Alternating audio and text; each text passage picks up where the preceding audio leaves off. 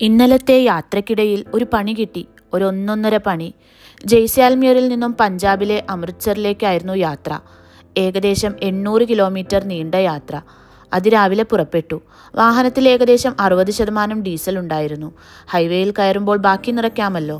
അതിനോടൊപ്പം അവിടുത്തെ washroom facility കൂടി ഉപയോഗപ്പെടുത്തി ഒന്ന് ഫ്രഷ് ആകാം. പക്ഷെ അവിടെയാണ് ട്വിസ്റ്റ്.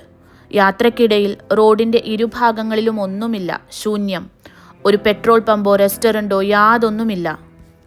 ഗൂഗിളിൽ സെർച്ച് ചെയ്താൽ 1-2 കാണാം. പക്ഷേ അതെല്ലാം ഭാവിയിൽ തുറക്കാനിരിക്കുന്നതാണ്. അവസാനം വാഹനം 25 കിലോമീറ്റർ മാത്രമേ ഇനി സഞ്ചരിക്കൂ എന്നായപ്പോൾ NH11 ഡീസലിന് വേണ്ടി ഒരു യാത്ര. ആദ്യം ചെന്ന 2 സ്ഥലത്തും ഇന്ധനമില്ല, ചൂട് കാരണമെന്നാണ് പറഞ്ഞത്. പിന്നീട് ഇൻസ്ട്രുമെന്റ് ക്ലസ്റ്ററിൽ 0 കിലോമീറ്റർ കണ്ടുള്ള അനിശ്ചിതത്വം നിറഞ്ഞ യാത്രക്കിടയിൽ പെട്രോൾ പമ്പ് കണ്ടെത്തി. ഇന്ധനം നിറച്ചു. മുൾമുനയിൽ നിന്നുപോയ കുറച്ചു നിമിഷങ്ങൾ. NH754A, കടലുപോലെ എന്ന് തോന്നിപ്പിക്കുന്ന ഹൈവേ. വാഹനങ്ങൾ വളരെ കുറവ്. 500 കിലോമീറ്റർ യാത്രക്കിടയിൽ ഭക്ഷണമോ ഇന്ധനമോ കിട്ടാൻ യാതൊരു ഇടവുമില്ല.